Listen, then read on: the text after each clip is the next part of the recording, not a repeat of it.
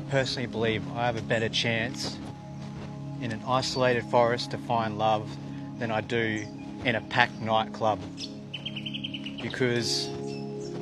I'm looking for true connection, true peace, someone who aligns to the same values that I do, someone that has self-respect, someone that's looking for true connection and on a soul level, not just meaningless temporary flings or based on this physical attraction that's in the moment.